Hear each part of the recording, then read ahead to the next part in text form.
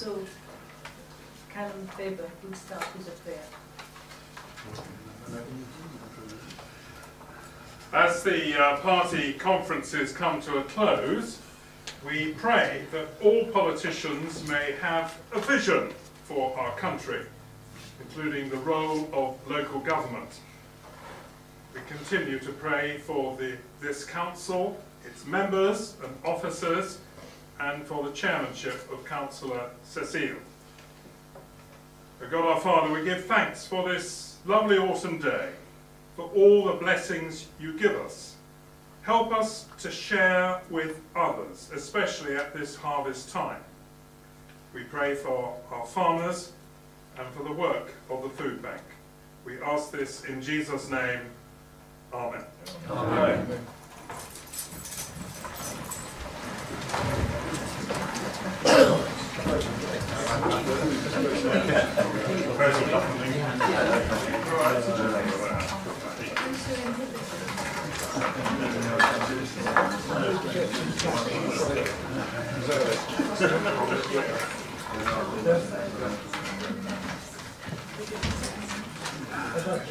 Sorry, tonight my voice will be a bit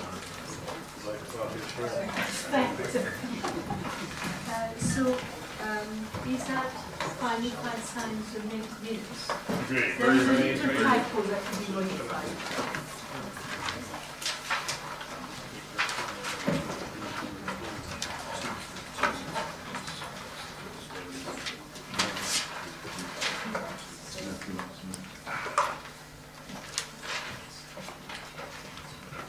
And I will sign also the set of minutes for the extraordinary meeting. Agreed.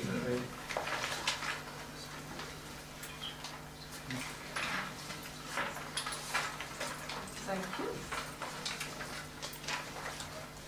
Apology of absence, please, Jeremy. Councillor Wayne Howard, Mike Warren and Fabian Stoker. Chair.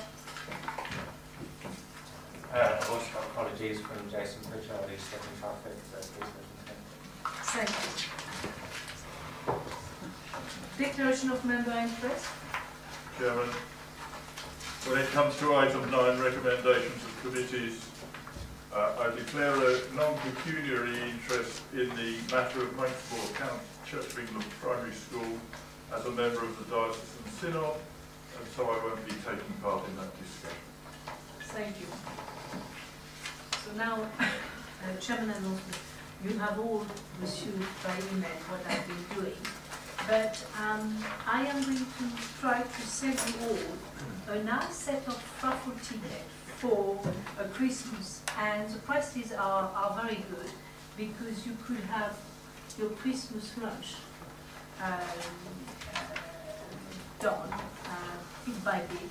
And I will also say that the full price has been given by David Smith, and it's the most wonderful leather apron when you do gardening. So it's very, very good prices. And anybody who would like to book, it's £5 for a book or £1 for things, and it will go to my charity. We have so far raised £850 for that. And the raffle, if you have more than one book and sell books for me, it will be more than welcome. Thank you so much. Now, question on the council procedure rule number 10 and 11. Question from the public. So, please, first question from Richard Salisbury Teams, please. Yeah. Right, I'm here about Southbrook Estate. A lot of people here probably wouldn't know where it is because they probably don't go down there. The only councillor that is actually linked to the Southbrook Estate is Mr Mills over there. What I'm interested in is, does the council have plans to improve Southbrook and the nearby industrial areas? And what I mean by that, have they got any policies? Because in your local plan, there's nothing in there to enhance anything on the Southbrook Estate. So for me, have you got an infrastructure enhancement plans down there? Because 2008, it was actually in the papers as the 4th most deprived area in the UK, which isn't good considering when it was built, it was actually awarded a design award. I also would like to know if you've got any community engagement plan in place, and also any kind of policies for community enhancement to actually bring the community back together. Because I get the feeling that everybody is all focused on the town centre and not the outlying areas. So for me, it's great to have a canal through the town centre, brilliant, but that means nothing when it comes to the estates and what we're doing with them. So, I'll put that question to you and I'll work with whoever, but the question is, does this council have any idea or any plans to improve Southwood? Bearing in mind we've got a school on that estate which has failed its Ofsted completely. It tailed my son, and it needs to be improved. Heck of a lot. Thank you, Mr. Solgrave. Thank you so much, and Councillor Miller will answer your question. Yeah, thank you, Mr. Salisbury, Tim, for the question. I'd like to say that Southwood is a very important part of our town, and we've always considered to be that way. And Councillor Hills, you mentioned Councillor Hills, has been a great advocate for Southwood over the years, as a long-serving member. So we do take it very seriously, and I understand your concerns. I think it's the council has no plans for any large-scale redevelopment or changes to the area at the moment, but does look to take opportunities to secure improvements when they arise. As far as the nearby industrial area is concerned, I think we're talking about the marshes here. Yes.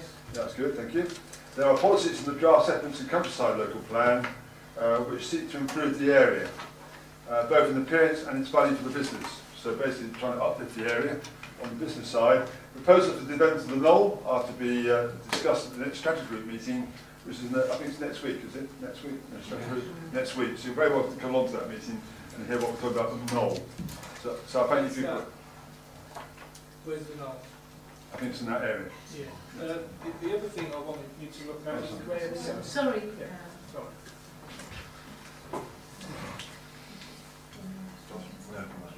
Sorry, Councillor Miller. I'll finish now, thank you. You finished. Yes. Thank you so much. Now, second question is from Colin Cole to Chris Miller. Please, Mr. Cole. Thank you. Good evening, Madam Chairman. I note with interest that the lease to the land to allow Canal and River Trust access to the dam and sluices is being surrendered. It's quite amazing that within the report, and I quote the business manager, who I've never doubted, if the sewer was not provided, the housing land supply in the district would be under pressure. Yet when I suggested this in a previous letter to the leader of council, he said in his reply there was no danger to the housing land supply. The Canal and River Trust obviously see the opportunity to improve their income. However, I'm more than surprised that it has taken so long. Yet another way to frustrate the development coming forward by Barrett's. I would suggest that Barrett's have a done deal with the Canal and River Trust for the water runoff to save them building attenuation ponds from their development to go straight into the reservoir.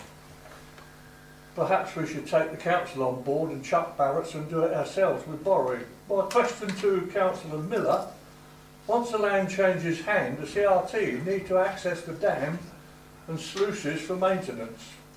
Would the leader confirm that if the access is via the country park, part of the additional original canal plans, that the trackway along the top of the dam be improved to a standard that allows those with mobility problems access with ease?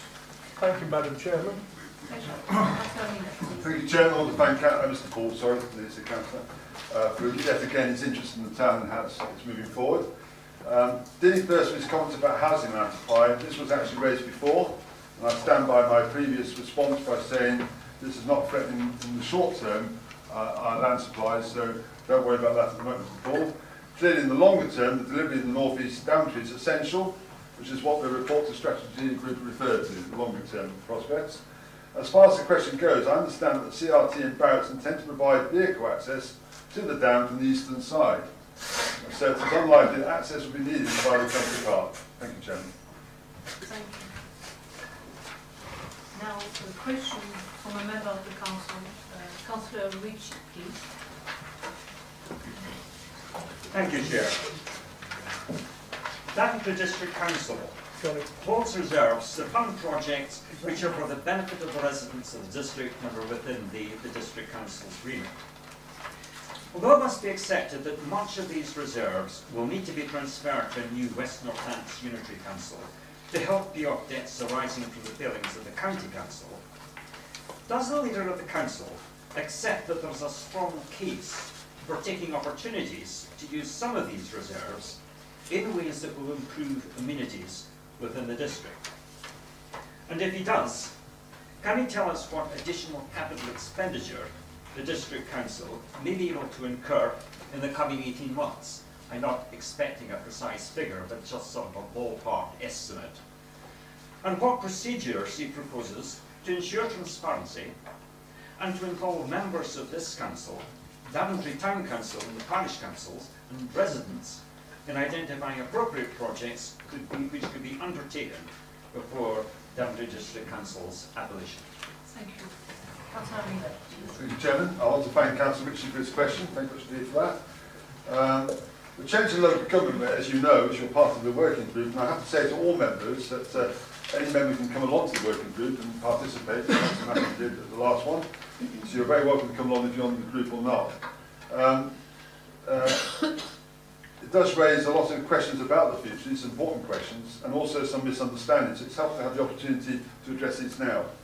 I would say first that I agree with Councillor Ritchie that much of what this council holds will rightly pass to a new unitary council, as will South Northampton and Northampton Borough, as part of the West Unitary. Assuming, of course, that the unitary reorganisation happens, because as you know, no decision has been formally taken yet by the Secretary of State. It is of critical importance to the people of this district that the new arrangements can meet their needs, and that's what we're working very hard at the moment behind the scenes, because it's a huge ask in such a short space of time. And when you see the volume of work that's currently taking place and the complexity of that work, you then start to understand, I know you've been there as well, Councillor Dabbs, about the amount of work that's actually taking place in this working group. The working group is only a sort of summary of what's going on, but clearly the detailed work that's going on all over the West Unitary area is huge, and it's also going across the county. And whilst West and North may well be different in certain aspects, there's also that sort of co-joining in certain aspects of the unitary functions. Having agreed with Councillor Ritchie, I must now disagree, at least with the implication of what he says. Whilst this council does hold good reserves, once the projects identified as priorities by the council at its meeting in May are delivered, we hold good reserves now, but once the projects have been delivered, then clearly there will be little headroom, particularly for capital projects. Whilst a small number of additional projects doubtless will be considered, there is little scope for further major investments, nor realistically is there likely to be time to deliver many additional projects with proper due diligence, given the likely imposition of directions by the Secretary of State from April next year. So we believe that the Secretary of State goes forward with the unitary plans, he'll have imposition directions in April next year, and then I think we're going to be far more constrained. And as members of this council are aware, the Reach for Health proposal, we had a very positive meeting this week, that's still being pursued behind the scenes, and hope that's one we can reach agreement with in due course. But again, time is our enemy. Of course, when proposals for expenditure come to be considered, they are assessed against the council's vision and priorities within the growth bid criteria agreed each year by council. This will provide a clear process for decision making, because we're still subject to audit, and will be once the council's closed, there'll still be audits taking place about what's happened up to that point. Finally, I do need to remind members that as of yet, there is no decision from government, which I mentioned earlier, and no approval from Parliament for reorganisation of local government in this area. Having said that, we are working towards it, because you can't just leave it to the last minute. We do need to allow in our financial planning for the possibility that reorganisation might not occur. As the medium-term financial plan projections show, DDC itself will have significant challenges from the business rates reset planned for 2020. We cannot put ourselves in a position where DDC was unable to meet its obligations to the people of the district. Thank you. Do you have a... ask a supplementary question? Please. I accept, of course, much of what Councillor Miller has said. Nevertheless, I feel that we are in special circumstances that I'm sure that Councillor Miller would agree.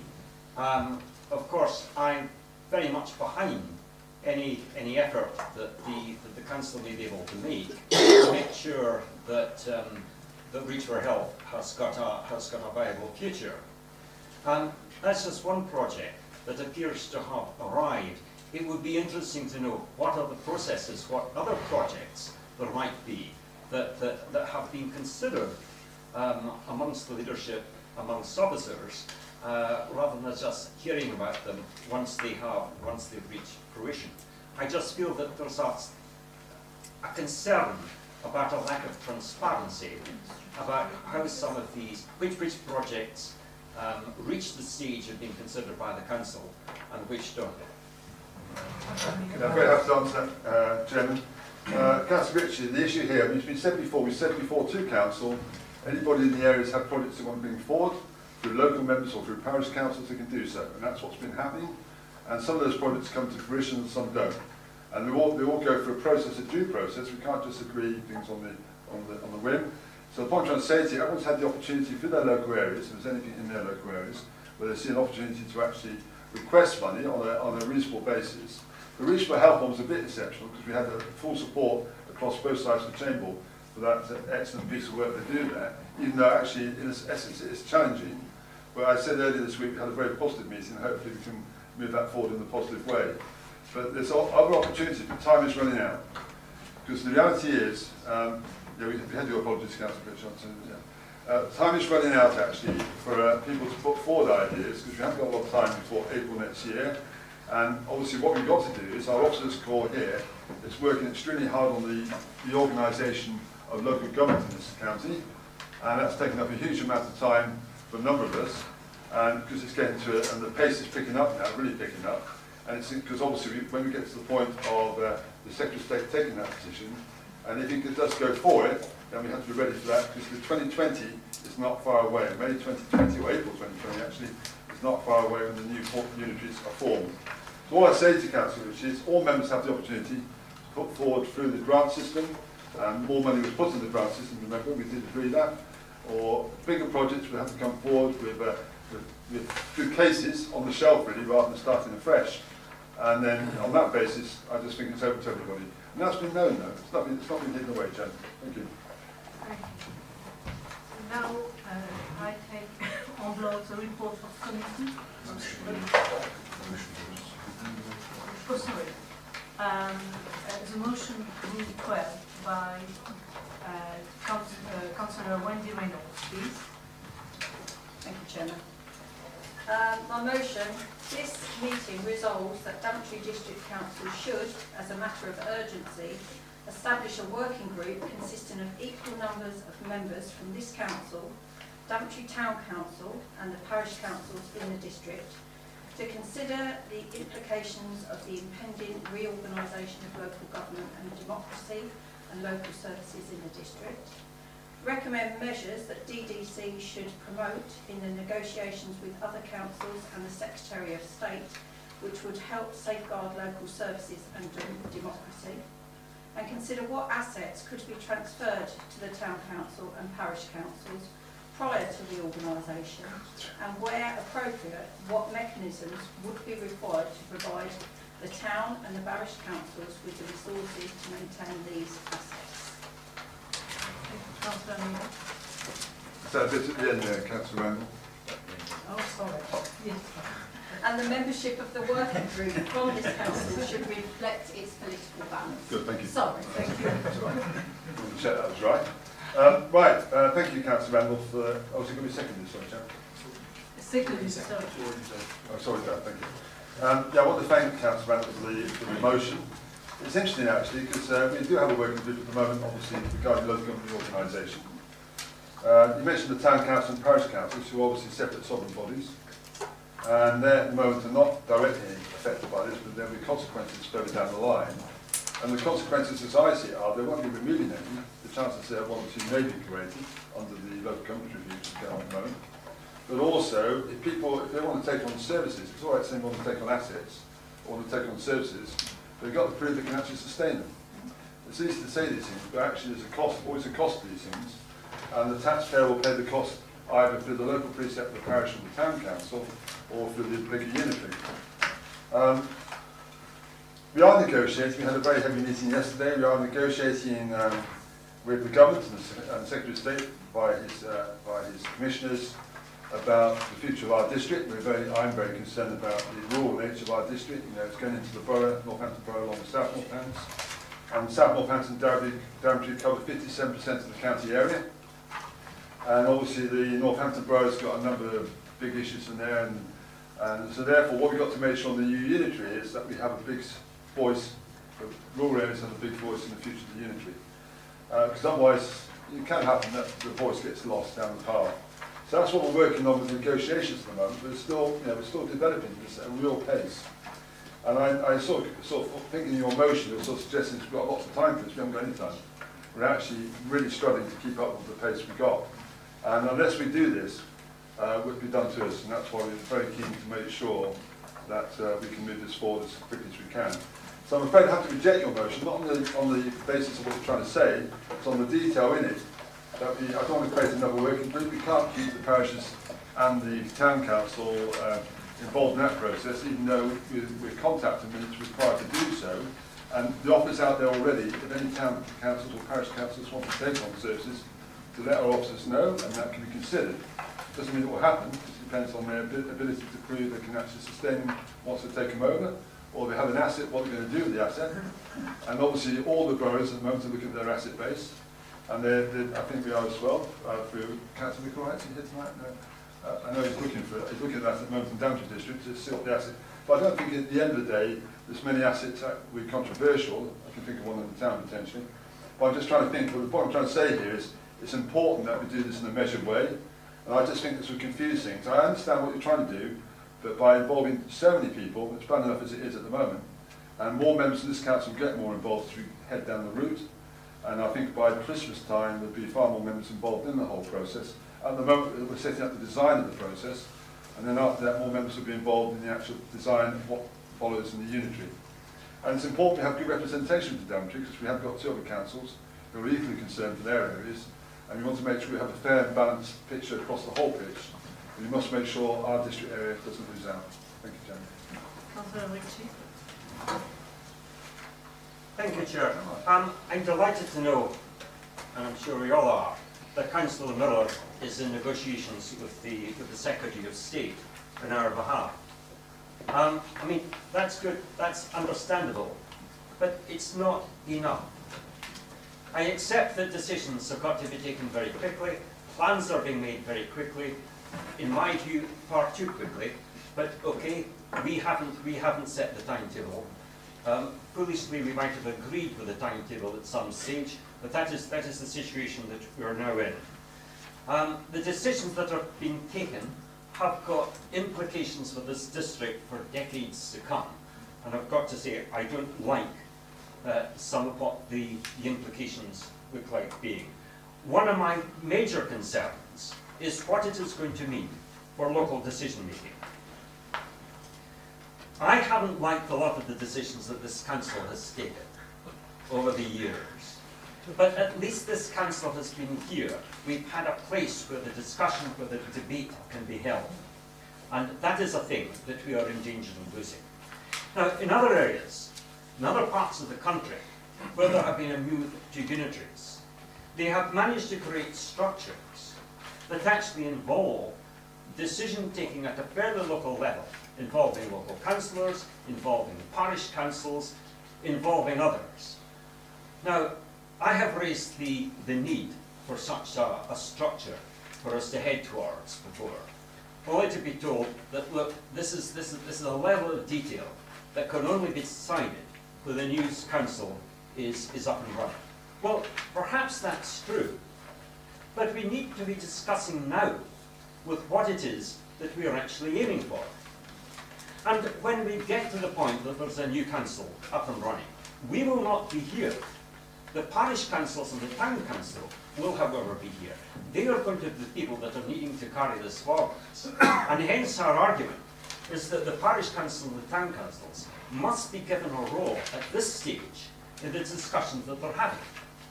Of course they won't have a role actually in the negotiations, but they will at least should be given the opportunity to be able to help to frame what are going to be the negotiating objectives of our leader and our chief executive in some of these discussions, both the discussions that take place with the other councils within the county, or the negotiations that take place with the Secretary of State and his staff. I'm aware that the boroughs within the county, they are talking about setting up town councils, where they are borough councils. They effectively cover the roles that the town council plays here in Daventry, and in the past they therefore have not been necessary. But they're talking about setting up town councils so that they can preserve some element of local control and local decision making. I understand that they are considering what assets they actually give to these town councils that are set up. And yet here, that doesn't appear to be, at least to be on our public agenda. I don't doubt for one moment that the leader and the chief executive have had discussions with people about how this might be taken forward. But we need, I believe, to make this into something that is part of a public debate. And of course I accept that time is exceptionally short, which is why I feel that this needs to be pushed ahead as soon as it possibly can. I think that if we had a working group, a joint working group, that formally involved people, then it would strengthen the hand of the leader and the chief executive in the discussions they had. They wouldn't simply be talking about what they think or even about what Daventry District Council thinks. They would get a little bit closer to be able to talking about the wider views from within the district. I just believe that since earlier this year, things have been imposed upon us. We have been pushed along with the requirement to move towards a unitary that probably none of us actually wanted. That's what's been done to us, but I do not think it is right that that is what we then do with our town council, with our parish councils. And I think there is a case for saying at this stage that, okay, time is short, we know the realities of the negotiation and what the limitations are going to be, but let's actually have a much more open and a more formal relationship with these bodies, because they are going to be the people who need to keep local democracy alive once we are gone. Thank you. Councillor Mears? Thank you, Steve. Yeah. I emphasise what you're saying, Councillor Ritchie. I want to give you an example. Today, we meet regularly, very regularly now on a weekly basis on a joint chief executive leaders across the whole county. We now split into a north and a west. So we've got two sets of groups as well outside the common group as we focus on our own respective areas. And today we had a discussion about getting two more members. I'm on there at the moment, the chief executive's on there, getting two more members involved alongside myself. And I wanted that to happen immediately, and I was outvoted, so it's going to happen at the end of the month. So we're dealing with three other bodies actually, including the county council, who weren't there today. So I was outvoted by the other two. They wanted to wait to the end, until the beginning of November. So therefore, that's fine, that's democracy. So I'm very keen that we get more members involved, and I make sure we will get more members involved as quickly as we can. Because I think you're right, I think the more members who get involved, as long as it's not destructive, in terms of, none of us wanted this, as you quite rightly said. We're forced down this route because of what happened to the county council. It's most unusual to create unitaries normally in this space of time, this very small window of time. Even more unusual when we got the disadvantage of the county council's financial mess, which is coming out all the time, more and more, about what's going on there. And therefore that's massive implications. And what I'm very keen on, along with my fellow colleagues, is to make sure that the two unitaries, when they do start in April 2020, are working on a stable basis. So therefore, we've got to try and stabilise the council's financial position at the moment, because that's the most important part of the picture. But it's not straightforward. There's lots of reasons why it's not straightforward. Because clearly some of those issues, we've got the commissioners in, and the commissioners have produced a stabilisation plan at the moment, which I think will be some of it we're not happy about, and that will be mentioned next week. And because obviously we want it to work. Whether it comes out there, we want it to work. There's no point having a sort of a plan that we feel is just moving the problem down for another year, because by then you're getting near to unitaries. So I think the point for us is that this is a very complicated process. Be rest assured, Councillor Ritchie, I'll get more members on part of this process when it's possible to do so. I think there'll be more members on certainly from the beginning of November. There'll be 2 more members joining me on the West steering group, and then we'll have I think later than that, probably end of the year, there'll be more members of the council being able to get involved in developing the process. A lot of the stuff at the moment has been done by consultant design, about design of structures, but the actual details of committee system or cabinet system, that's going to come down the line. So there's a lot of stuff. If you look at the project plans, then you'll realise how much stuff's got to be done in a very short space of time. So I just want to reassure you, it's not, I can understand the frustration sitting where you are, but I think sometimes you in my position, you also be frustrated, because we are not working alone, we're working alongside other partners, and some of those partners have different ideas than we do, and that's all part of democracy. We're trying to find a way through. Thank you, Chairman. Thank you, Mr. Miller. Now, can I take Councillor Ryan? Yes, thank you. Thank you, Councillor Miller. My idea was more about, really, is knowing what we could take on, how much these services might be, because there'll be things like, and I know that some comes under county council, some come under the district council, but we're seeing what cuts are going to be made to services. So it might be that, a parish might want to link together and they might want to provide more salt bins, or they might want to sort their roads, or they might want to do some potholes or whatever. And it's just, getting around the table, knowing where to go, if assets are transferable, how much does that cost? So because you can't say that we're taking an asset when we've got no idea how much it's going to cost. But this council will have a lot of those answers.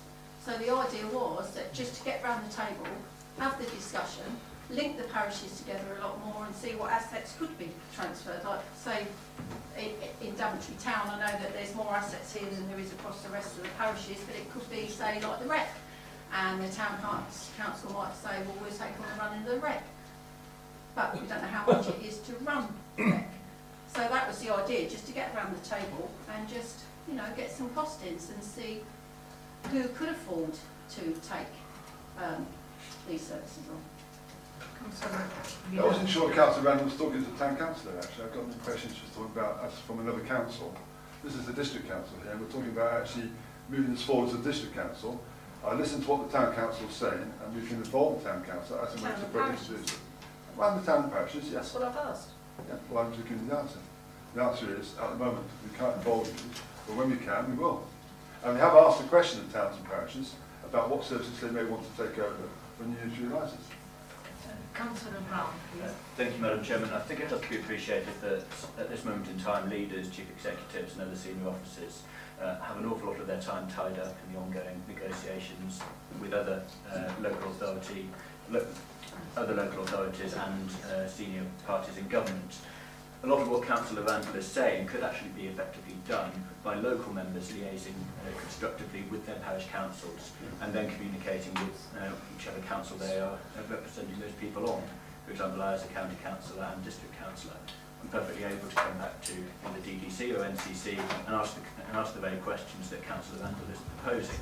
It doesn't need to be the formal involvement of town and parish councils taking up a huge amount of extra officer and leadership time for the constructive discussions that Councillor Randall is proposing to actually take place. Thank you. Councillor Schaefer, please. Chairman, thank you. The concern behind me is of local decision making. Perhaps Councillor Miller would confirm my understanding that the various trigger points involving one of the important trigger points that we're going to be seeing soon is the formal announcement, and following that will be the shadow authority. When did the shadow authority that could have the prime obligation of working through the details of the local decision-making schemes of working, which I'm sure everybody in this room obviously would want to encourage. And indeed, isn't it right that everyone in this room, all members here, will be members of the Shadow Authority? At that stage, that we can influence matters such as the ones that Councillor, the ones that are behind me has just been Thank you, Chairman. Yes, I mean, Councillor Shepherd's absolutely right, of course, and Labour have been jumping the gun a bit all the way along, which I understand. There's a lot of enthusiasm there to get things done and decisions taken. But Councillor Shepherd's right, until the shadow units come in, which will be in the new year, if the decision's taken to move forward, then that's the time, as Councillor Shepherd, when a lot of the detail will be thrashed out. And all members of this council will be part of that shadow body, as I understand it. And therefore, that's the time we have that discussion. Thank you. Thank you. So now, can I take the report of committee? Councillor Reynolds, would you like to come back? No, thank you, Chair. Thank you. So can I take on block the report of committee, please? Sorry. Can we vote on the motion, please? The motion is accepted. 5. The motion is rejected. The motion is lost.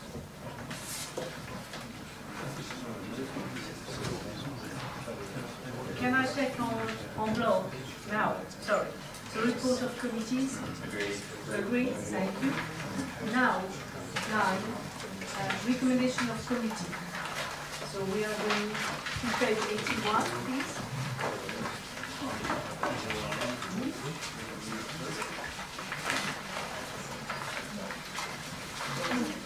Yes, Councillor Dabbs. Yes, thank you, Chair. I did actually want to say something about the audit report. So I don't know whether time will come in the next few minutes or whether we just go past that.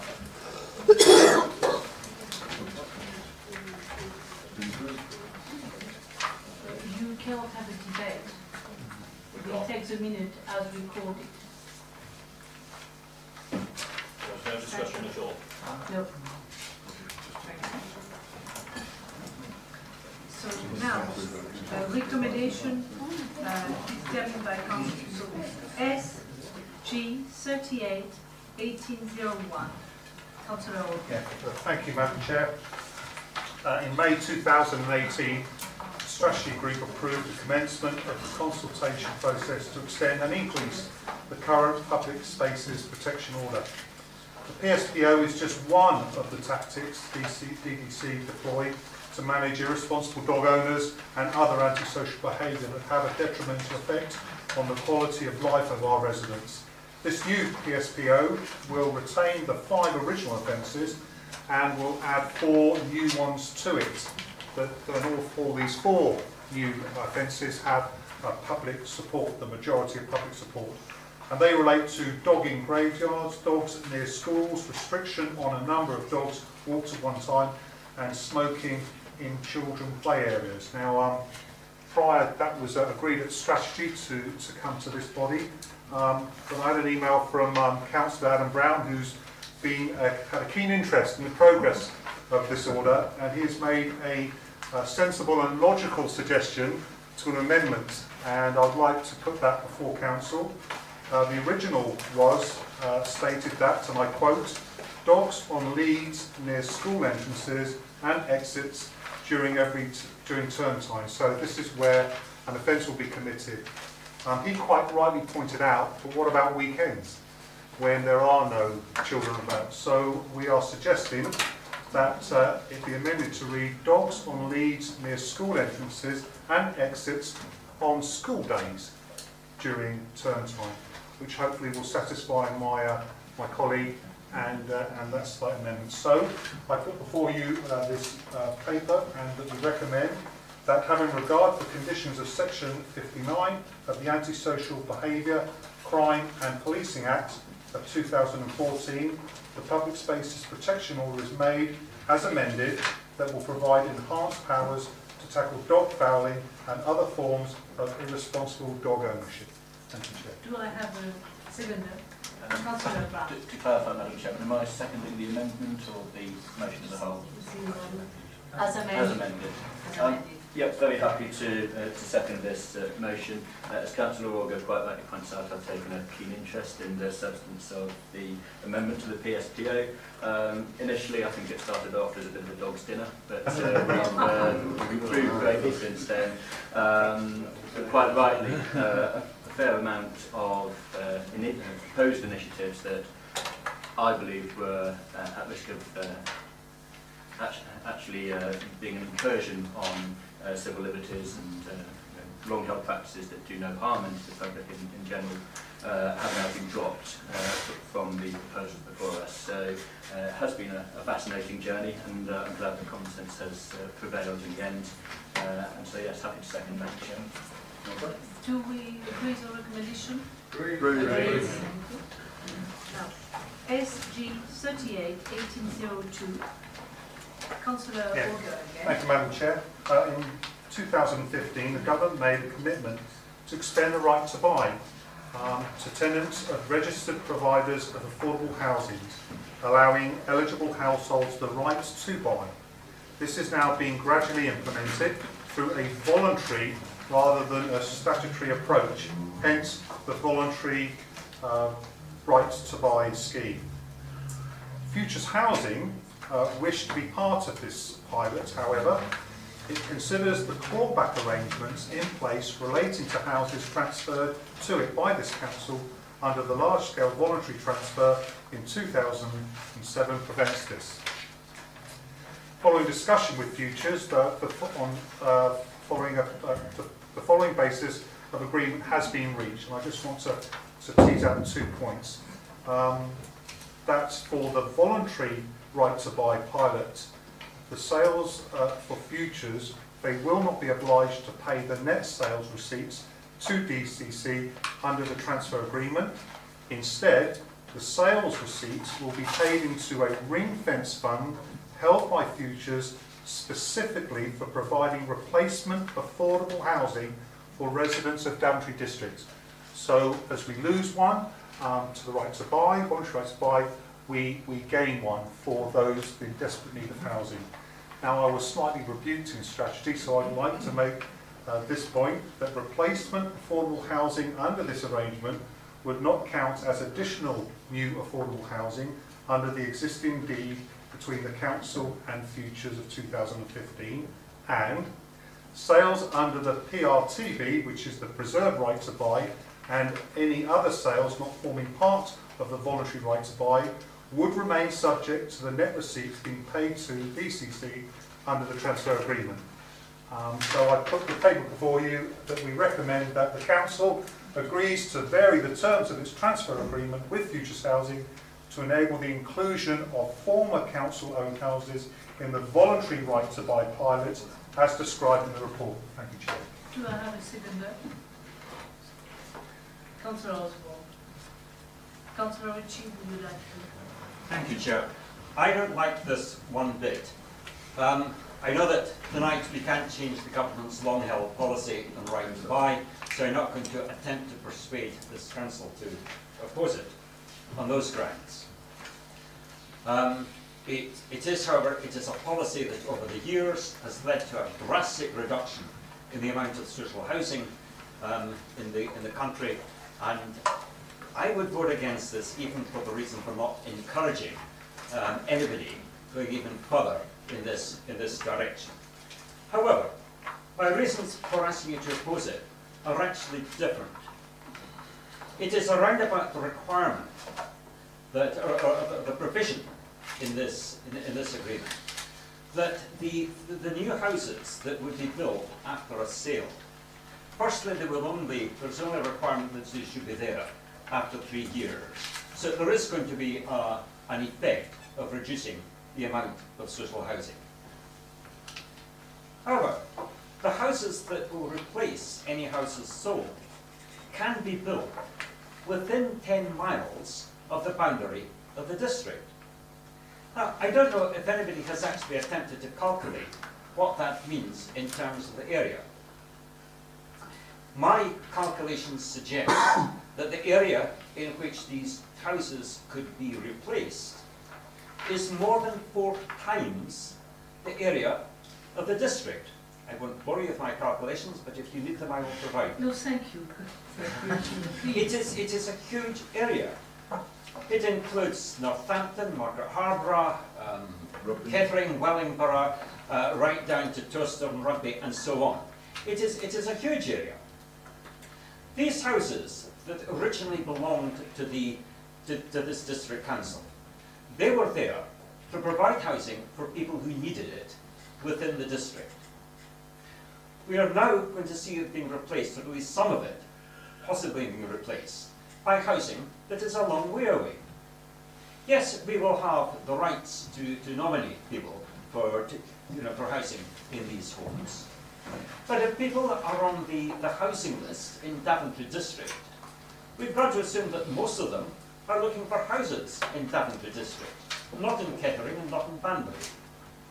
I just think that this is a nonsense, and I would therefore like to propose an amendment whereby we strike out from the agreement the idea that the homes can be replaced with homes outside the district, that we simply insist that the replacement homes are all within Daventry district as it is now.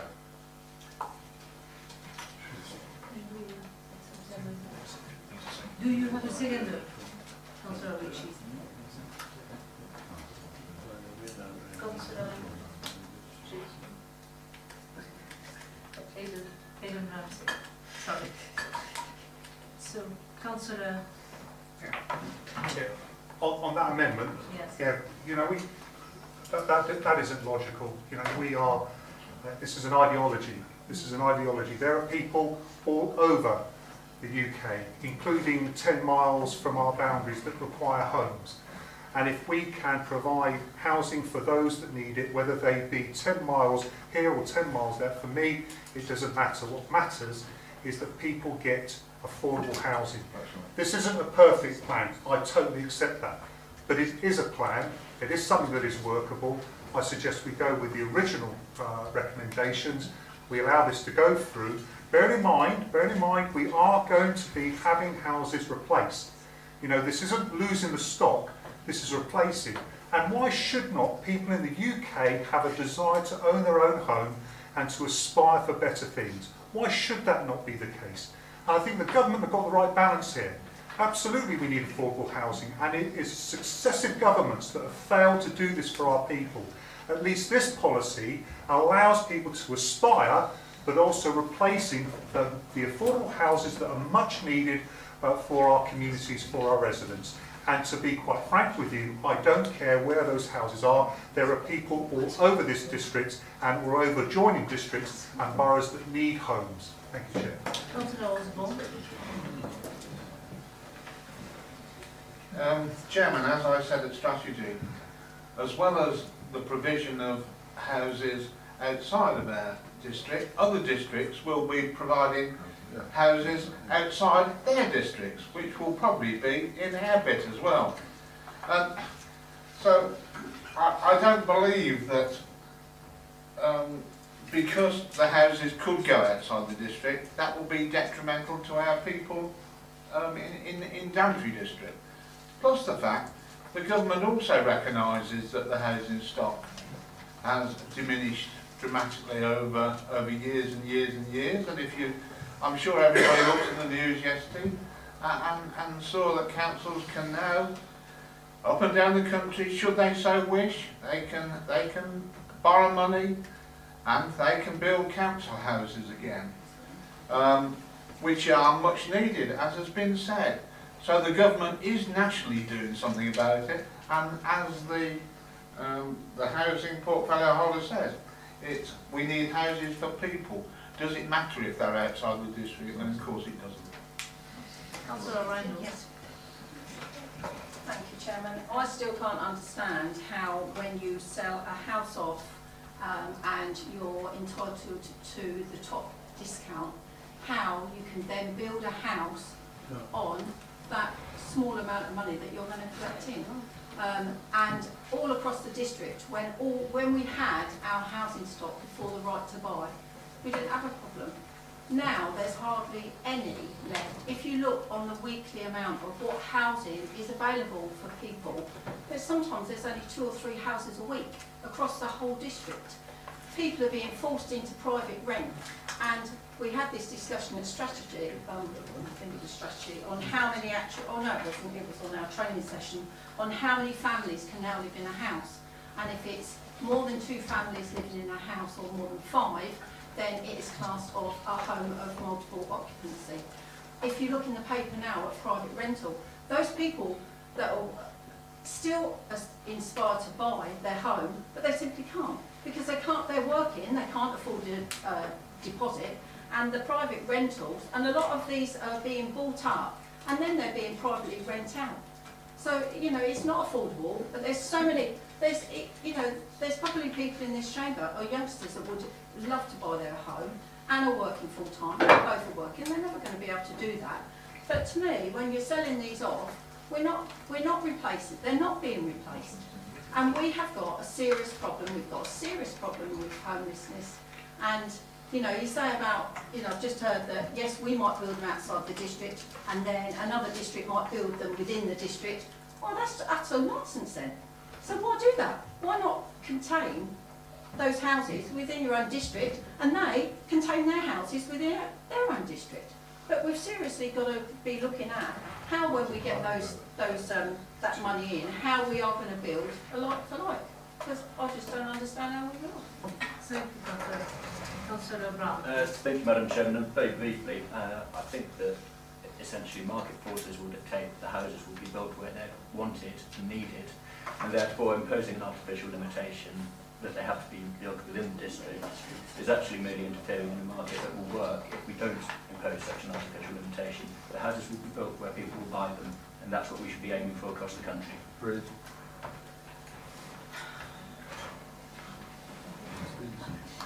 Sorry, Audrey Stratton would like to make a point of clarification. Yeah, thank you, Chair. Just a point that Councillor Randall made, in that when these houses are sold, you made the comment about how can we build a new one with the reduced receipt. This scheme is actually about Homes England will compensate the Housing Association for the discount given, so it actually brings money into the district.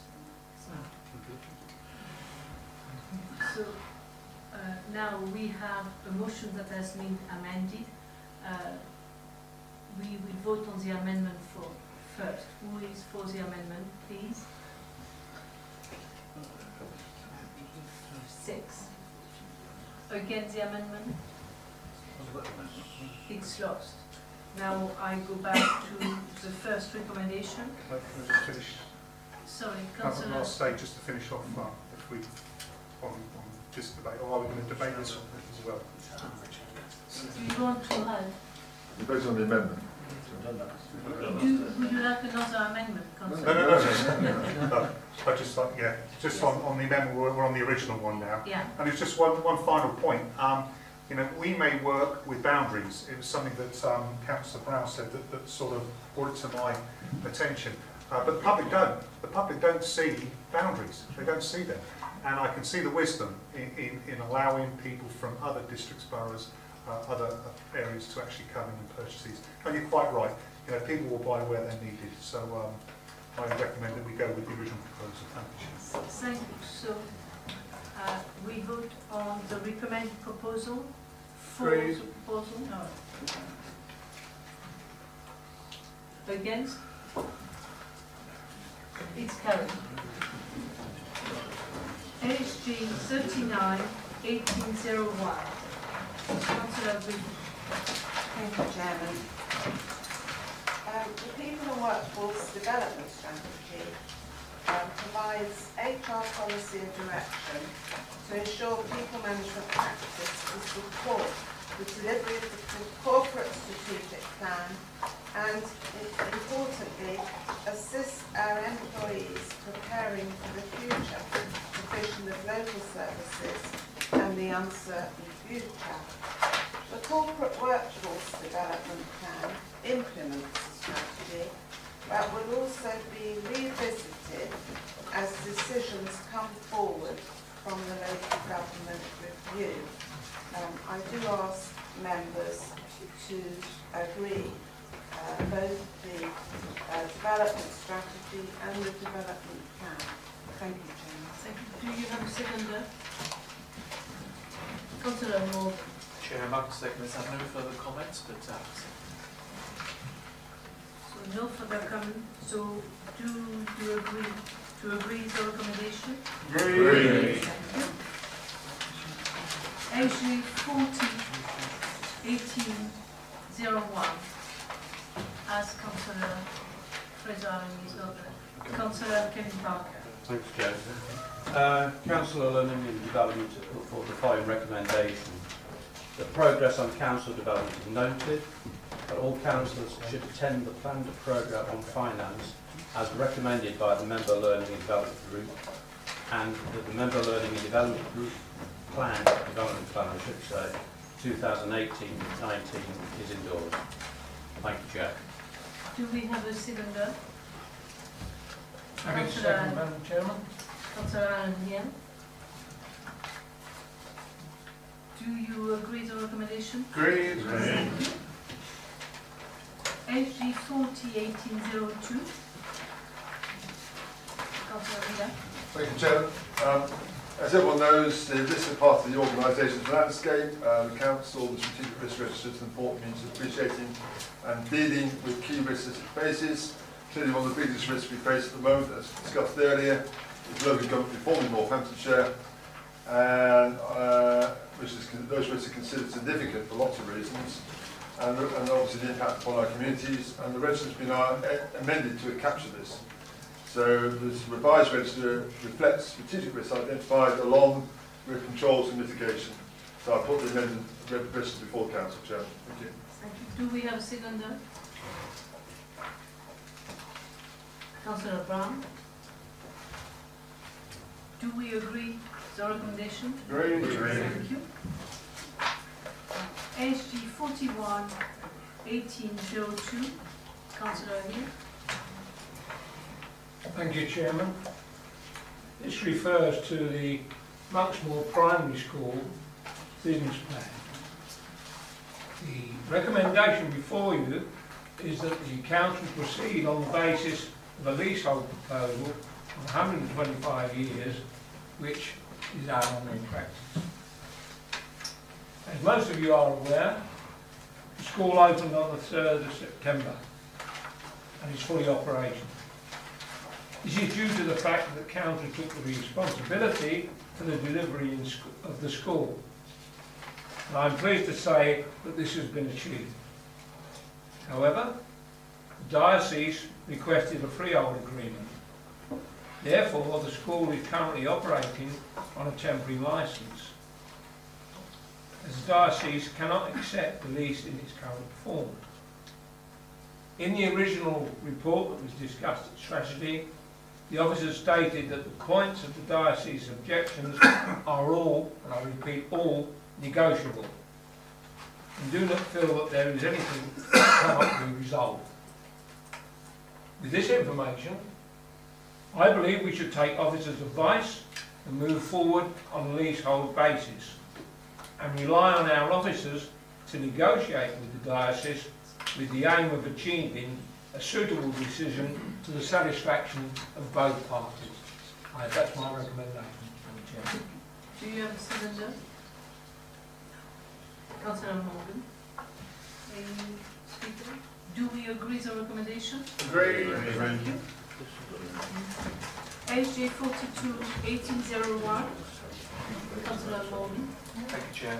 This was dealt with at the strategy group on page 137. Very, very simple terms, it's a policy around collection. Money is owing to us.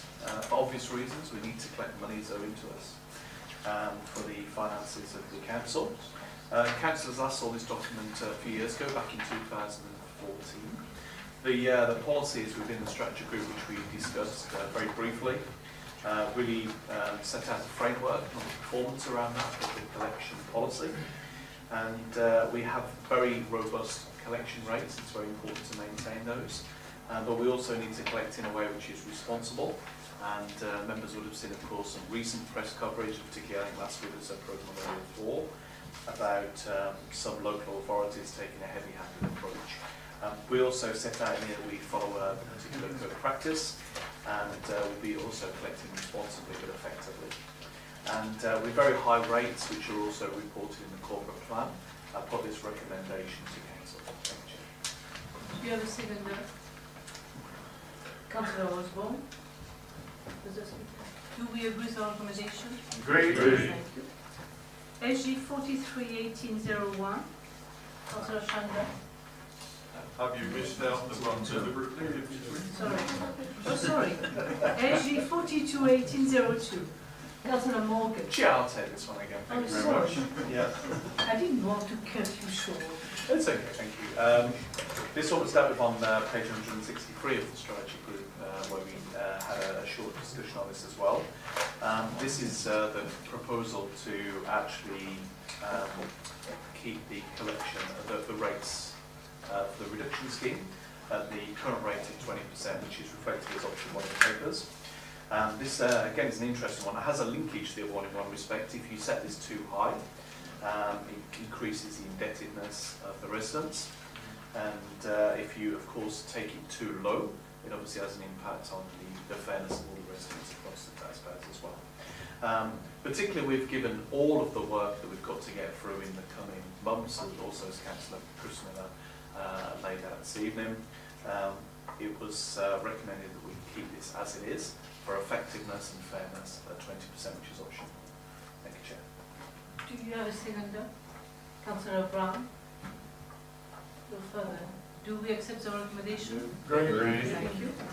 So now, AG 431801. Councillor Chandler. Thank you very much, Madam Chair. This council does, under the planning law, have a statutory obligation to carry out reviews of existing conservation areas and also to look into the possibility of designating new ones. We haven't been able to do much of this for a number of years owing to a shortage of staff resource.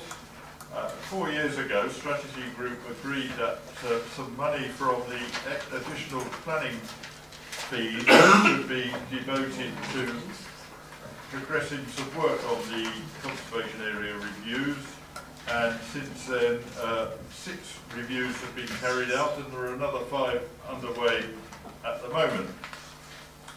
What we would like to do is to get as many done as possible, because that still leaves 17 outstanding existing conservation areas that need to be reviewed, and we haven't started to consider the possibility of new ones.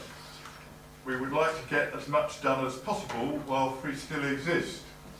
And the recommendation here is that additional resources should be made available to enable this to happen when current temporary arrangements of staffing come to an end. So the additional resource of £10,000 this year and £49,000 next year be agreed to enable an acceleration of the conservation area review programme, and that this should be funded from unallocated corporate underspend or reserves if required. That's it, Chairman. Do you have a seconder? Councillor Osborne. Do we agree with the recommendation? Agreed. Sorry, Chair. Hang on. Sorry, Councillor Ramsey, would you like to speak on that item? Thank you, Chair. It's just, it looks like looking through the recommendations off of the schedule, so on page 17 that there was another recommendation that we haven't debated or cut through. Which one?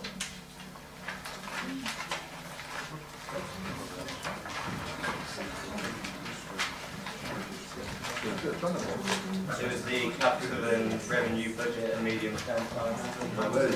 Sorry, it has been moved to the end. Sorry, I was a bit confused. Councillor Randall? Yes, thank you, Chairman. Yeah, going back to the conservation area, I did bring it up at strategy about who polices it, and I was at Town Council planning meeting yesterday, and again, there's been another retrospective planning application put forward that is within a conservation area. So, you know, my concern again is you can have all these conservation areas, but again, who is policing it? Because we should not be having retrospective planning applications coming through in a conservation area. They should know the procedure. Councillor Oswald. Chairman, as was said at the strategy group, it's not policed like that. Most of the information of people doing things wrong under the planning system, whether it be in a conservation area or otherwise, is done by notification from members of the public. Members of the public ring in, contact the councillor, and then we don't have officers walking around the district going, oh, this is wrong, that's wrong, that's wrong. We as the police say, we take intel, all right? And then we act on it. So that's the way it's done. Not somebody just looking out for it all the time. Yeah, just coming back on that, Chairman, I can understand that in the parishes, but a lot of the time, actually, people do walk up through the town, and you know, members of staff and officers do walk through the town and must have seen different work going on in conservation areas that has not come through planning and ends up coming back as a retrospective planning. Chairman, may I come back the second time? Members of staff may see that, but they might not be members of staff that are au fait with the planning system and know that they're doing something wrong. Except for members of the planning committee, most members of the council here don't know the planning system. So to expect a member of the staff to just recognise there's something going wrong in a conservation area is not good. Councillor Wasted. Thank you. So I think we've just heard the remedy, haven't we? It's come back for planning. It's come back for planning consent, albeit retrospective. But there is an opportunity there to actually make it repair it and put it back in place. So I think that's probably the policing of it. I don't really want to see planning policemen walking around all the villages. Councillor Randall, do you have anything new to add? Just coming back on Councillor Osborne, if officers may not know, how will members of the public know? So how can they police it if they don't know either? So maybe there should be something produced that goes on a notice board so everybody would know. So we have already agreed to Councillor Chandler, please. Yes, at Strategy Group, Madam Chair, the question was asked how many incidents of unauthorised action have taken place in conservation areas, and the community manager undertook to provide this information if it was available. I've not heard anything. I don't know if that means that she's not yet had the opportunity to do that, or perhaps it might mean that the information is not available. Would you like me for me to ask? Yes, please. So, Maya Taylor, please. I will share whatever information is available with all members. Thank you. Thank you. So I will take the recommendation again. So do we agree with the recommendation? Agree. Thank you. SG 431802. Councillor Chandler. Thank you again, Madam Chair. This members will be familiar with the West Northamptonshire joint planning arrangements, and they will be celebrating, as I still am, the fact that we managed to ditch the Joint Strategic Planning Committee by getting government to revoke the statutory instrument on the 1st of January this year. We had already had, and they'd already been discussed here, plans for a replacement for the Joint Strategic Planning Committee, for a board to meet occasionally to talk about the planning and infrastructure requirements of West Northamptonshire.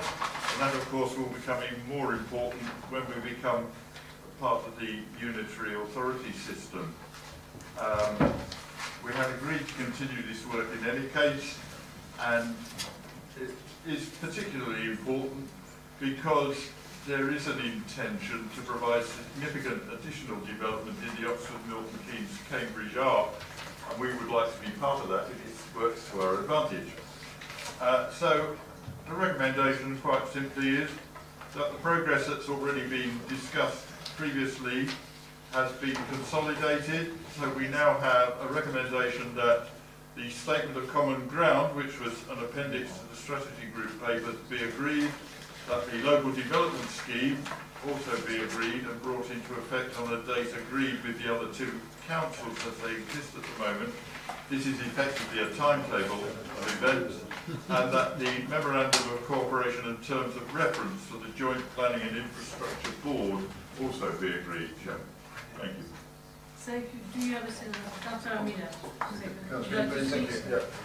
I'd like to second this, and actually this is quite important in terms of the future unitary area, and actually it's part of our negotiation with government. Of course, we are talking about road deals as part of the deal, getting more money into our area. It's quite fitting in a way that what we've been doing for years is actually now going to become the new unitary area. So I think in a sense I fully support this, and hope we can move forward in a productive way with our two fellow partners in the unitary area. Thank you, Chairman. Do we accept the recommendation? Agreed. AG 431803. Councillor Shamir. Thank you again, Madam Chairman. This is a village design statement for the Brinktons at No Bottle, and it's been for consultation, and the consultation raised very little comment from in general, but the author of this state had quite a lot to say because they were concerned in particular that the wording in the village design statement included the word preserve, and they felt that this implied that no change could ever be permitted, and so it has been agreed that the wording will be changed to conserve or protect as necessary, since that is the purpose of it. So this, the recommendation quite simply is that we approve the proposed changes following the consultation, and that further tidying up be allowed to reflect the fact that it will be in its final adopted form, and that the thus revised village design statement for the Brinktons of No Bottle will be adopted as a supplementary planning document. Chairman. Thank you. Do you have a second? Councillor Osborne. Do we agree to the recommendation? Agree. Thank you. AG 431804. Councillor Chandler again. Yes. I think this is the last time, Chairman. Thank you very much. This concerns the Wiedenbeck Conservation Area Appraisal and Management Plan and the Conservation Area Designation, which had been out to consultation, and when it came to Strategy Group earlier this year, it was agreed to defer it to allow further meaningful discussions between the Council and the people of Wiedenbeck, in particular the Parish Council.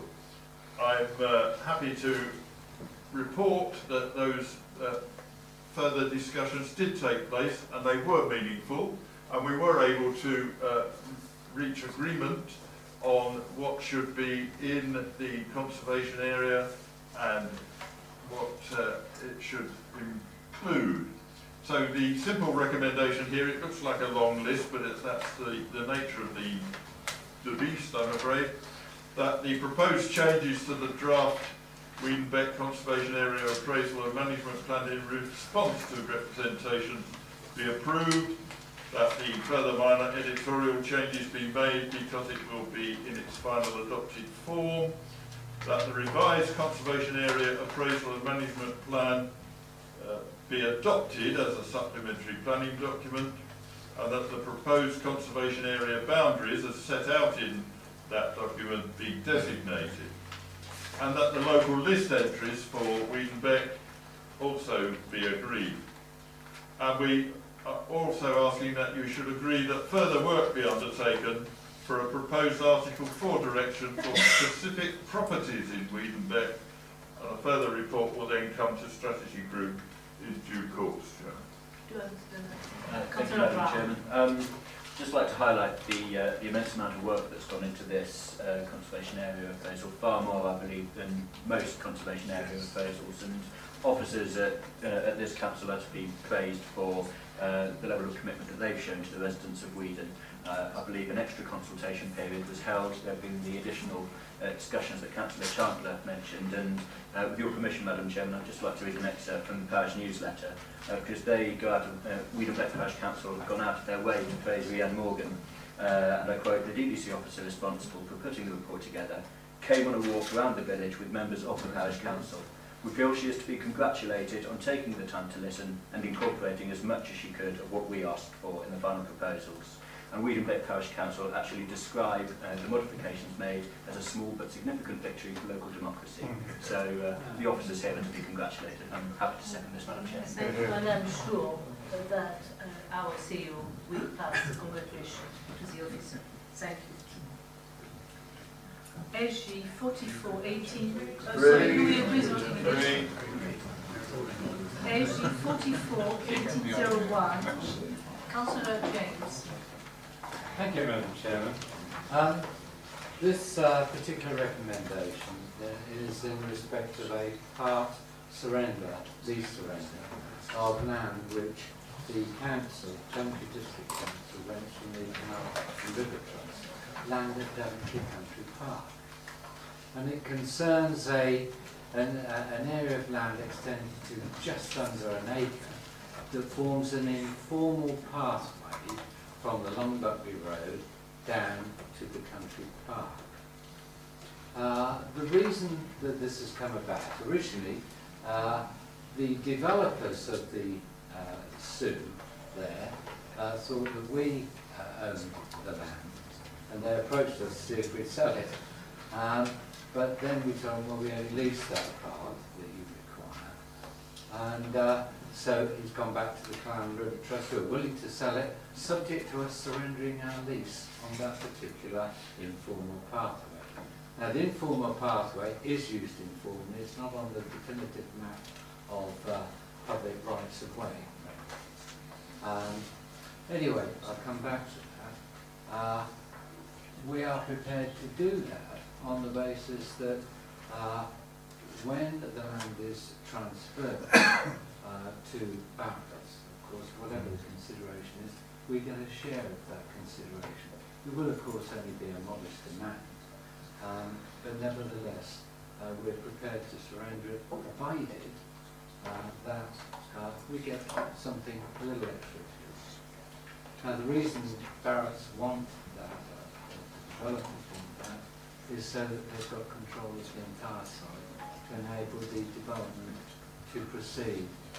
And we've waited long enough. We don't want to put any hurdles in the way. I recommend that we pass this recommendation. Thank you. Do you have a second there? Councillor Chandler. I've nothing to add, Chairman. Thank you. Councillor Ritchie. Chair, I propose this. The point is made in the report that it's a path that is not used very extensively, at least at the moment. But it is a bit of natural habitat. And if we're going to be covering that whole area of lovely countryside in houses, if we are in a position to protect that, it would be a great benefit not just to walkers, perhaps giving the opportunity for opening up new walking routes up to Burrow Hill or towards Norton. It would be a big advantage for the estate itself to have something that was a reminder of what the area used to be that is there. I'm amazed that the developer has got to this stage. They've been working on this for years, and only now have discovered that there's a bit of land that they don't actually own and therefore can build on. That having been said, you know, okay, I believe that this tract ought to be retained as it is. Now, two arguments have been made to say that, well, look, you know, if we wanted to do that, we could attempt to protect it in conditions that go with any planning application. Well, we could, but I think that I would feel it was much better protected if we were protecting it, rather than we simply asked a developer to give it protection in his plans. And I think too that if we're telling the developer, look, you can't build on that particular bit, then there is no incentive for the builder to want to acquire the land. I of course accept the difficulties that, that the developer will have building on both sides of the track. I don't see any problem in this council agreeing. I suspect that with permission from the Canal and River Trust that that's necessary, for saying that, look, during the construction period, we can agree a point at which they can take their heavy machinery from one side to the other, on condition that they replant insofar as they can at the end. I don't see any problem with that. I would like to think we can encourage the developer for looking for ways where, without destroying too many trees or bushes, they can find ways in which they actually integrate this track in their plans for the site. Make sure there are points at which residents can move from one side to the other, or simply go onto the track to exercise their dogs or whatever else they want to do. Points at which they can have a crossing for a cycleway, perhaps into the town centre, and so on. But I don't think that this is something that we should simply be giving up. I think that we need areas like this in Daventry. We will need them a lot more once that whole area becomes covered in housing. I feel that we should decide that we are not prepared to surrender this lease, and we ask the developer simply to take account of that in the plans that they make for the estate. Councillor Wade. Thank you, Chair. I share a lot of those sentiments actually, but don't quite go as far as Councillor Ritchie, because I did actually oppose this and speak against it at the strategy group. I do think pathways and parcels of land are really, really important in developments. So, and there was an amendment actually made to this proposal at the strategy group, which I think does go a little way towards doing it. I would still really prefer us to hold the upper hand on this one with the developer and keep them honest. I find it difficult to believe that they've only just discovered that they can't build on this land. It's really, really incredulous about it, to be honest. And it does make me wonder if there is an ulterior motive. And I think Mr. Paul actually was sort of of the same opinion earlier in the evening. So I do have reservations, but I do also understand the position.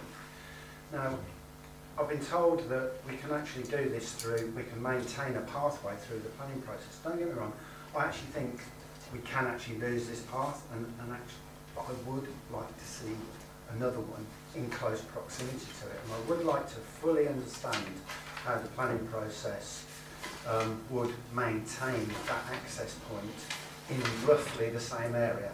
Not half a mile that way, not half a mile that way, but roughly the same area, because it's actually quite a useful path in its position as to where it joins up with other walkways or other possible walkways in time when this development goes ahead. Because the other point about the note there with when development commences, this path is probably its best part. Well, I think it's about 3/4 of a mile from the town end of the plot. A digger goes on this end of the town. They close off the path. 5 years later, they actually get to that area. I think it all needs tying up a little bit more, and I'd like to see a little bit more work done on it. Thank you. Councillor Olga. Yeah, thank you. I think the reality is it isn't our land. It's somebody else's land and we lease it. So the protection that we could give it would only be for a certain period of time. And so it's not the answer. And of course it's important to have open land and land of public resort. And we have some great areas within Daventry, and within Daventry District. It's a beautiful rural district already. What really upsets me is that we are always going on about we need more housing. We are always going on that there is not enough affordable housing. This development will bring affordable housing. Yet we always find some small way in which we either want to frustrate or stop developments. What's important is that we allow developments to take place, we take our responsibility, and there will be a cost to that. We will lose some of our precious green land. But what we will gain is we will gain a proportion of affordable housing for those people who haven't got a roof over their head at the moment and can't afford a roof over their head at the moment, and also we build the houses that we need for the rest of the population. So I don't agree that we should be, I think the proposal recommendation is perfectly correct. I think we've got a nice little clause in there to keep it open before the building takes place. I'd like that to be firmed up. But once development starts, let's let the developers get on with it and start building the houses we need. Thank you very much. Councillor Randall. Yes, thank you, Chairman. This is a very valuable path, and at different times of the year, it is used by different amounts of people depending on the overgrowth. It's been there for many years, and that strategy, you know, we did have long debates over this. I agree with Councillor Ritchie that I cannot understand how the developer did not know that this pathway was on a lease, and I cannot understand why the developer can't work around that pathway. It is a valuable link. It will make considerable difference to how all those ways are linked together. We are seeing so much about green space being built on. I think it's valuable that we do retain what we have. As Councillor August said about affordable housing, my understanding is that this development is not going to hit our percentage of affordable housing anyway, and you know, and that in itself is, you know, is very sad because we set that figure and it should be that figure, and the developer should, you know, they should identify all these things long before it gets to this stage. Like Councillor Ritchie said, they've been working on it for years. How do they not know that there's a path there? I just don't understand, and I do not agree that we should be surrendering that path. And how long is the lease? Does anybody know that? What is left on it? Councillor Chandler. Thank you very much, Madam Chair. I think the key phrase in the developer's response was they don't have control of this tiny passageway through the land, and that restricts the flexibility they have in developing the number of houses that they want to develop. It is in their interest and in everybody's interest that there should be a pathway between that development and the country park and that area, because the people who buy their houses will appreciate being able to get through.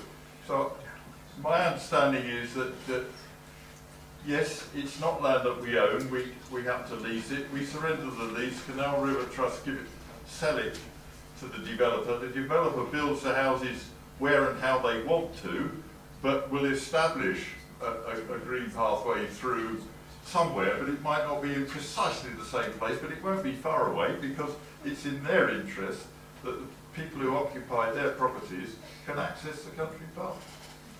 Councillor Vina. Well, I'm just going to say virtually the same as Councillor Chandler said, actually. I mean, we had a very good debate in this at the strategy group, and as Councillor Wesley said, this was amended.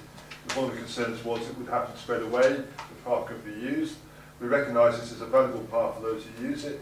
I have great sympathy with what Councillor Wesley was saying, actually, and I hope, hopefully, when the new development's built out, it's in the developer's interest to put pathways through. They normally do these large developments. It's a large development, and hopefully a pathway can be maintained between the two links as they are now, but it won't be necessarily in the same place. Councillor Osborne. I was using this pathway when they were in nappies or not even conceived, I can assure you, a long while ago. Anyway, I too had the same concerns as Councillor Ritchie and the local member. But you've got to remember, it isn't just a path we're talking about an acre of land. An acre of land is a bit more than just a path. And I am satisfied that the officers behind me are aware when the application comes in, this developer, we haven't had this developer on board for years and years and years. It was another one that was going to do wonders and miracles and never materialised. This is a lot newer edition, so that's perhaps the reason why they didn't attack it sooner. I am satisfied that the planning system, with the officers involved, will be talking to the applicants when they come in. I am satisfied the planning system will enable people to to access the area that they access now. Like my friend over there said, it may not be on exactly the same line, but it's still, you will still be able to get from A to B on there. And right up until the point it's developed, you can still use it. So although I was concerned the same way as two people were concerned, more than two, I believe we have a system to control it. And Councillor Randall, I will ask the officer Simon Boyle to know if we know how long the lease is on that house, please. Thank you, Chairman. The lease expires in the next few years, I think it's 2022, but I can't be certain. It is subject to a right to renew, but we're actually not sure whether that right to renew would enable us to hold on to this piece of land or not. We're actually taking legal advice at the moment, and that will affect the degree to which we can extract a financial compensation for the surrender, because clearly if we have the right to renew, we have a fairly strong negotiating hand. If we don't, our negotiating hand is very much with the Thank you. So, do we agree with the recommendation? Agree. Thank you. No. So,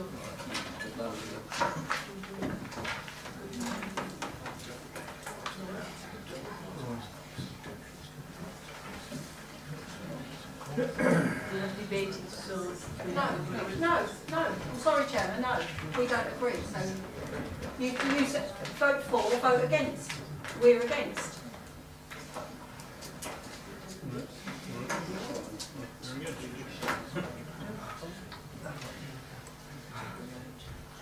well, to please you, I will take the vote. The person who disagree with the recommendation? 5. 6. People, we agree with the recommendation, Councillor?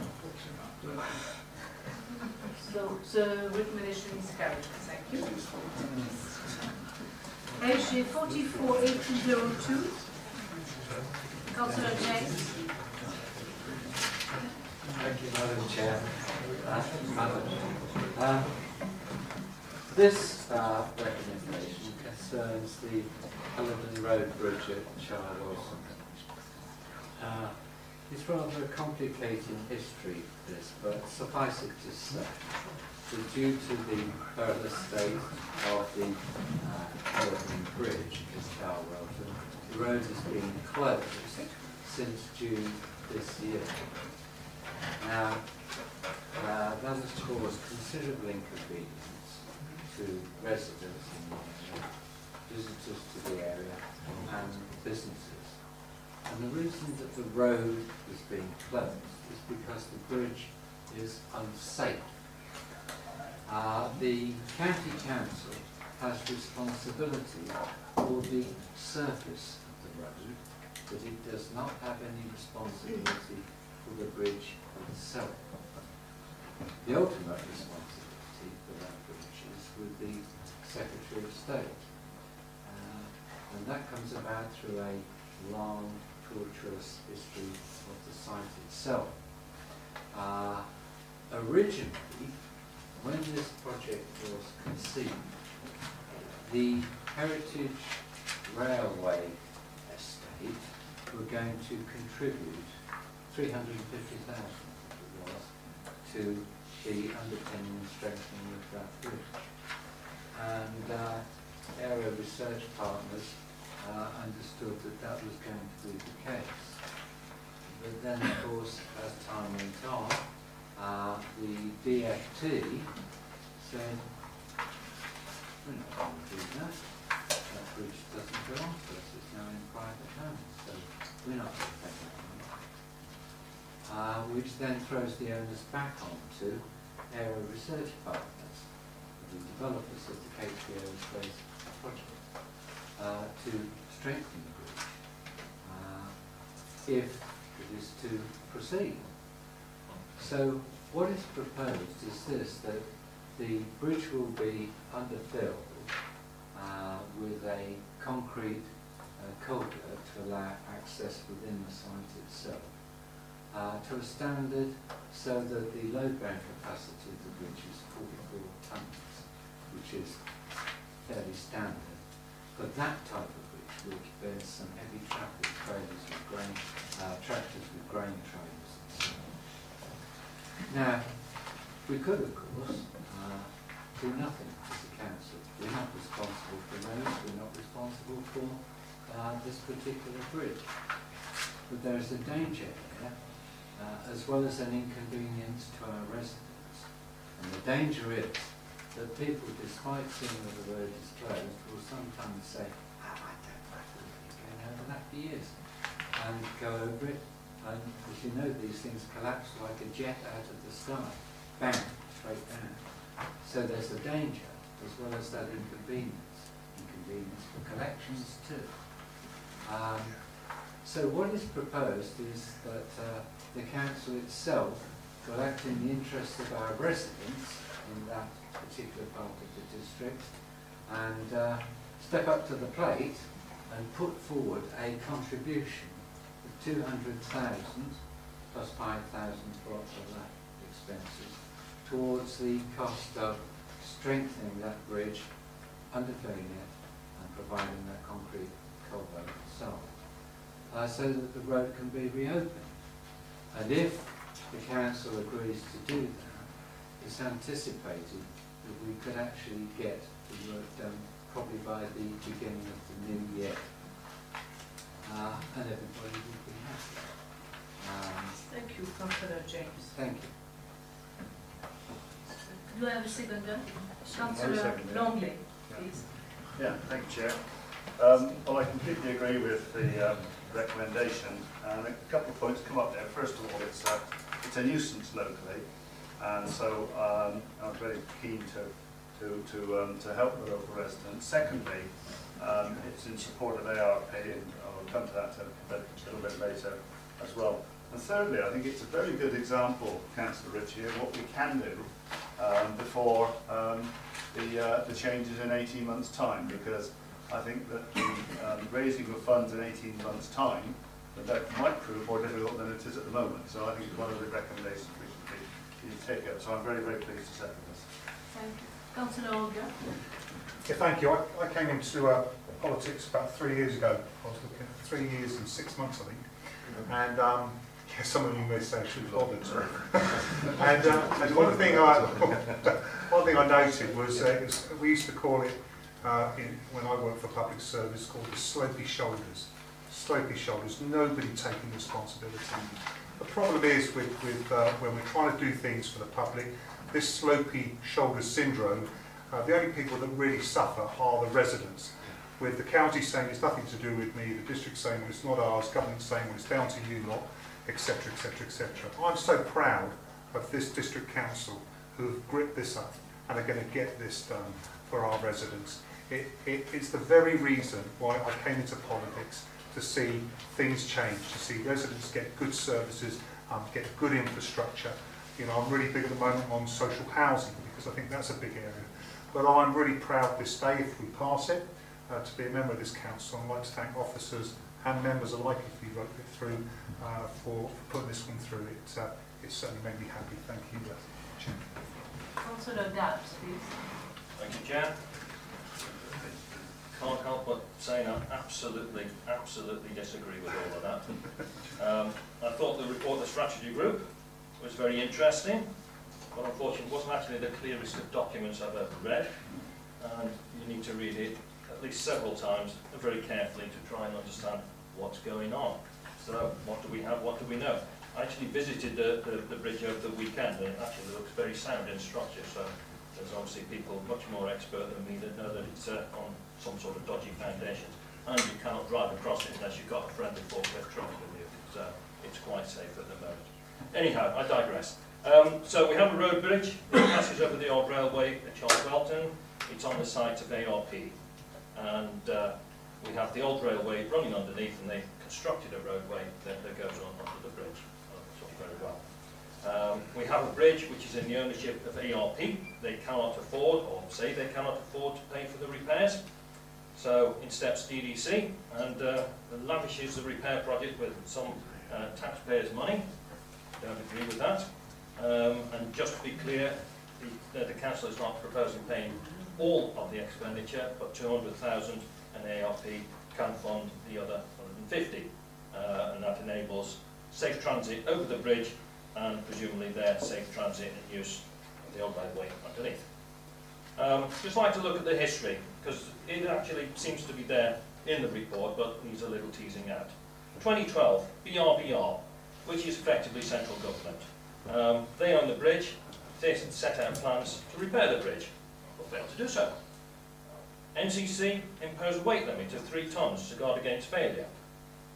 June 2018, NCC closed the bridge, since no repairs had been made, and I assume that the bridge must have deteriorated and there was a risk of catastrophic failure, words in the report. So, in 2012, it must have been well known at BRBR that the bridge was in a poor state of repair, and indeed, perhaps, dangerous state of repair. So, along comes ARP, and in 2013, the bridge is transferred to them, along with all the future liabilities for upkeep, it would appear. Now, would ARP have been aware of the state of the bridge? I've got to say, it must be yes, because there were plans to share costs of the repair between ARP and the successor to BRBR, which is HRE, or we could just call it a government department. But when then, surprise, surprise, central government backs out of the agreement. I think perhaps agreement may be too strong. It's actually the word that is used in the report. I also note that despite the efforts of this council and local MP to get financial support from the government, the request actually fell onto very deaf ears. I find that not surprising in many respects. You seem to have the same effect with your friends in high places, and here I'm looking at the unitary imposition, of unitary councils. It would be nice to think you have influence with your friends in high places. Doesn't seem to be the case here, sad to say. So what do? Well, I'll tell you what we don't do. We don't hand over £200,000. It's wrong, and it's an inappropriate use of DDC funds. Whether or not it's beneficial to local road users or residents, it's not DDC's responsibility. So, why are we in this position? ARP knew the state of the bridge at acquisition. So, did ARP negligently go ahead, ignoring the implications and liabilities of the bridge ownership? Did they rely on poor legal advice, or indeed receive and rely any advice, whether it was good, bad, or indifferent from other experts? Did they ignore that advice? Or in reality, is there only one real conclusion possible? Did central government, whatever department is involved, actually renege on an undertaking? It sounds to me it's a very strong case for some legal action, and that's what should be undertaken. But whatever the legal possibilities, it's not for DDC to step in, especially where the payback detail is vague at the least. I couldn't find anything on a positive payback in there. If ARP's ideas and plans are brilliant, and the business opportunities are great, then surely normal fundraising opportunities from the likes of banks, venture capitalists, private investors should be available. They should be queuing up to help. Shouldn't be DDC queuing up to help. DDC is not a business, not an entrepreneur, venture capitalist. It's not part of the Dragon's Den. And it cannot willy-nilly just fund any business idea, however seemingly attractive, without regard to the serious risk involved. Here there's a huge risk of ARP's failure and a great potential to sink funds into a bottomless pit, or at least a pit deep enough for nothing to return. So members, I will not be voting for this proposal, and I ask you to also vote against. Councillor Giffen. No surprises, but I will be supporting this proposal, but then it is in my ward, you could say. But I do believe that we're elected to assist our residents. I'd like to thank DDC, as did my other colleague earlier, for actually taking note of what's happening in the district. Yes, it's not our responsibility, but does that mean we do nothing? Other councillors obviously feel do nothing. That is not my stance. The report, I read it quite adequately. I thought it was detailed okay. but it does actually say in the report that endeavours will be made to recover the funds. So it may not be a cost to the council. Do the residents who we are elected for want us to just walk away and ignore what's happening? No. So I, as I said earlier, will be supporting this motion, and I'm proud to be part of a council who is taking responsibility. Councillor Mina. Yes, thank you, Chairman. I have to say I support fully what Councillor Guilford's just said. And let's remember about this. This particular project is unique in the world. It's the only one of its kind in the world. It's going to bring a lot of high-value jobs to this area. And it's actually going to give the district area, as long as it's still here, real kudos in terms of this facility, a sited facility. And the issue we have here is two issues. One is about the project going forward. And I tell you now, on the SENLEP board, where this is went through the SENLEP process on bids and growth bids, this one scored very, very highly. It was supported by high-level government, the actual project itself. I can't go into the answer your questions, Councillor Daventry, about why ARP, etc., have not done it. What I'm particularly keen on is to make sure, while we have this opportunity, if we don't take it now, it will never come back. That bridge will always be there as a risk to anyone using it, especially, you know, anyone goes over the heavy tractors or something, or heavy farm vehicles. What I'm trying to say to you is that's not the point, it's about the project, but also making the bridge safe as well. So I hope members will fully support this as a positive agenda item, notwithstanding the concerns that Councillor Daventry raised. Thank you. Councillor Randall. Thank you, Chairman. I thought it was a very confusing report because it was just seemed to be going from one department to the other from central government and name changing. So I kept having to flip backwards and forwards and writing it down, the abbreviations. But at the end of it, what I seemed to understand was the Secretary of State was had responsibility, liabilities and rights for that bridge that were transferred to a different department because it's now called Highways England, which they did originally agree to part fund that, the work of up to 200,000, but then the Department of Transport said they wouldn't give permission. So it was just all different departments from central government, one saying they'd fund it, one saying no they wouldn't. The responsibility does come down to the Secretary of State and they are the ones that should be funding it. I don't believe that we should be using 205,000 for this project. There's many, many projects, and it's a private company, don't forget. What isn't to open the floodgates of other private companies across this district, you know, putting forward ideas of how they would like things to be funded. Like Councillor Dabb said, if this is such a brilliant project, why aren't other people, why aren't other investors coming forward? Why haven't they gone to a bank? If we are going to go ahead with this, why aren't we doing it as a loan?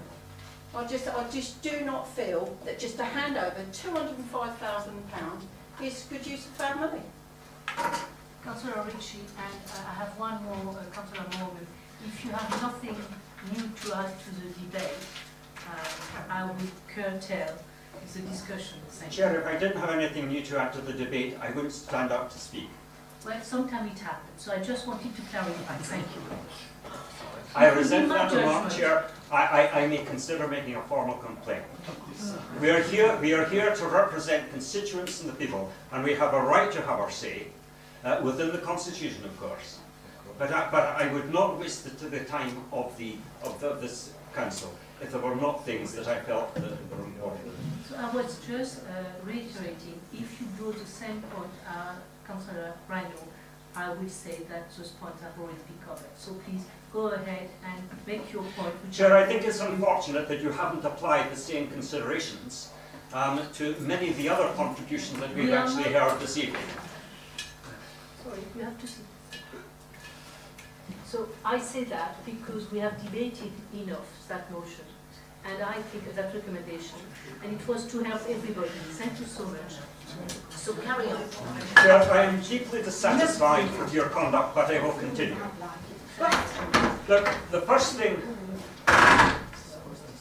point I would like to make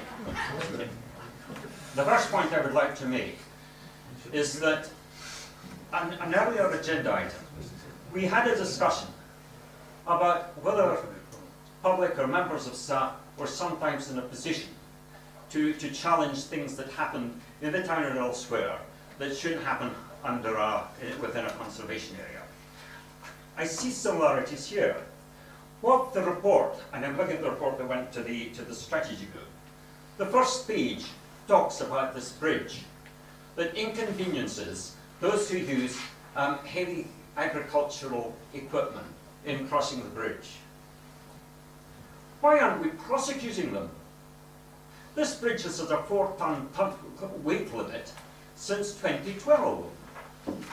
I can't have any sympathy for them. They shouldn't have been crossing the bridge anyway. If we had actually been monitoring them, I suspect that it's the passage of these heavy vehicles that should not have been using the bridge that has brought the bridge to the state where it is now got to be closed. If we had been fining them perhaps for every crossing that we made, we might by this stage have had a pot of money that was big enough actually to repair the bridge. So I'm not convinced by that sort of argument. I sympathise a little with Councillor Guildford's arguments about the inconvenience caused to people in the area. But remember, it is not an additional 6 miles that people in Helendon must travel to Cherwelton. It's only an additional 4 miles. If you want to travel to Daventry, there's a faster route through Staverton. If you want to travel south towards Banbury, there's an equally good route down to Byfield. I'm all for this council stepping outside its normal remit and funding things if there are urgent reasons for doing it, if there is a real inconvenience that is being caused, and if it's absolutely clear that nobody else is going to meet the costs. But I don't see that any of these criteria are met in this case. Councillor Miller has spoken about the greatness of this project. And here I do repeat, I do agree with my colleague, Councillor Dabbs, that if this project were so great, we would have people lining up to lend it money. We are not in the business of lending money. I see that in this case, what we are proposing is to add to the profits of a company that we seem to believe is going to be extremely profitable. And I would have thought that that should be offensive to the many members in this chamber who so frequently refer to the virtues of capitalism and the free market. Thank you. Councillor Morgan, and that is the last speaker. Thank you, Chair. The simple point I was going to make is, I think, around complexity, which Councillor Randall picked up on. I think the reality of it is, it is a complex document. Because life is complex, and these projects are constructed over a very long period of time in complex manners. But I think Councillor Orca hit the nail on the head when he says we have the opportunity to get away from slopey shoulders, crack on with it, and enable the project to happen for the convenience and also the commercial aspects of it. And it is £200,000, but I think in a very grand scheme of the benefits it will bring, it's a price well worth paying. I'll certainly support it. Councillor James, would you like to come back Yes, and thank you. close the debate? Thank you, Madam Chair. To sum up, please. Well, can I say first of all that the payback for the council is the benefit to the district as a whole. This is a £21 million project in total. It is part funded by SEMNET, who have enough confidence to come up with part of the money towards it. The payback will be in the form of a rent, rateable value, and jobs on that science park, and high-tech jobs too, which is something that we need in Daventry district, or certainly in Daventry area, closer to. So we are not giving up 205,000 for no perceivable benefit in terms of either the cash return or in terms of the social benefit of having that, the social and economic benefit of having that particular facility, let alone the prestige of the project itself. So, you know, I don't see what the argument is about. £205,000 in the context of 21 million is piffle. And it's piffle in terms of saving somebody's life, whether it's their own folly or not. Thank you, Councillor. Do we agree with the recommendation?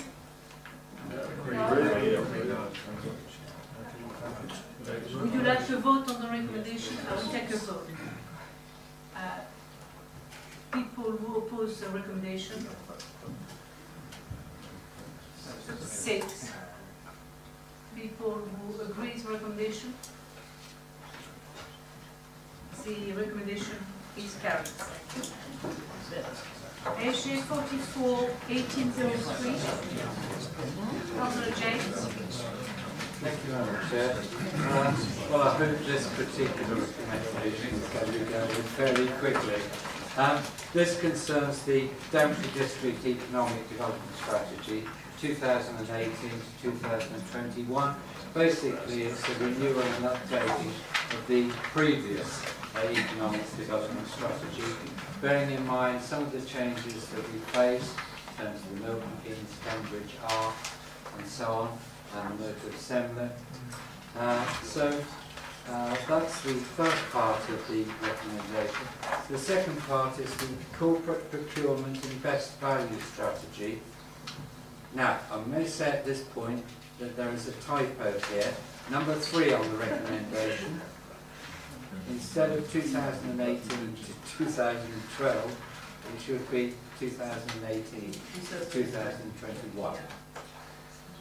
The corporate procurement and best value strategy is about providing procurement in a much more efficient and effective way, taking into account the government's best value approach. So they should, as far as the consultation is concerned, absolutely dry topic. There were no responses on the corporate procurement and best value strategy, and only 3, although 3 very positive responses on the Daventry District Economic Development Strategy, which sets out our priorities for the district and so on. So I recommend this recommendation to you. Do we have a second then? Councillor Schindler, do we agree with the recommendation? Agree. So the next item, I remind you, it is exempt, so we cannot add anything that outside the text. If you want to have a debate, I will have to exclude the press and all the members of the public. So now, SG 46 1801. Councillor James. And we have to stick to the text, please. Thank you, Madam Chair. Well, this recommendation really sets out the mechanics of how... I say that I would like to say quite a lot on this. We need to clear the chamber. So what I will do, I will do it at the end of the meeting, so like that. That's fine. The public Yeah, will. that's fine. That's the way to do it. So, sorry, Councillor James, we will go at the end of the meeting. SJ 42 1803. Councillor Morgan. Thank you, Chair. Very straightforward, actually. This is the item that Councillor Ramsey referenced earlier that we moved to the end. Obviously, to take account of some of the previous spending. Okay, so this one's actually got 4 recommendations to it, and I'll quickly take those in turn, actually. So the first one is regarding budget plan financial strategy be approved. In the original strategy, that was Appendix A, and this is something we're obliged to put to members, and it's really simply a framework of principles and issues, and actually there's no recommendations for any changes on that one. So that really deals with that one, which we of course outline in the strategy. The second item, that the restricted growth bid criteria for 1920 budget setting be approved. This was in strategy as 4.27, which really gives an outline of the actual items in terms of the criteria for how we set those. So for instance, investor save, health and safety, schemes for external funding, secured, etc. So the aspects that we're familiar with, and again, no recommendations for any changes there, Chair. The third item really deals with the framework of assumptions. Now, this is not the most exciting piece of work. They come a bit later. Sorry, Audra. Obviously, when we get into the business for setting for next year, and really sets that framework. But the one, a couple of noteworthy ones there are basically one which relates to forward council tax, so the references increases there for next year. £5, 3.2%. And also, actually, some of the items which you spoke about earlier, so the council tax reduction scheme, which we agreed earlier in the meeting this evening as well. And the fourth item actually relates to the in-year growth bids, of which there were two, actually, the capital one, which we spoke about at length a moment ago regarding Helidon, and then the revenue ones, which relate to, just broadly speaking, of course, we discussed these as a strategy, so the conservation area review, which we agreed earlier, Chair, building control, housing temporary accommodation, housing homelessness prevention, and aspects related to Lodge Road as well. So that's all covered in there. It's really about keeping us on an even keel. We've got a lot to do. Obviously, we still have to keep tight control of finances, and there'll be much more in the future meetings in the cycle, where we'll go into those once we set the groundwork. Thank you, Chair. Thank you. Do I have a seconder? Councillor Osborne? Do we agree the recommendation? Agree. Now, appointment of an administrative person.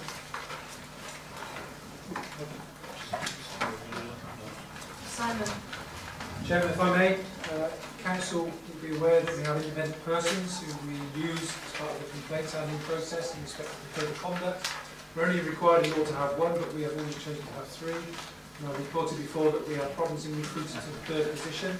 We went out to recruitment again. I'm pleased to say there's somebody that can be recommended, and that is a lady called Miss Christine Dyer. So unless you have any need to object to that person, for reasons you would know better than me, we'll ask you to have a proposal and a seconder to appoint that person.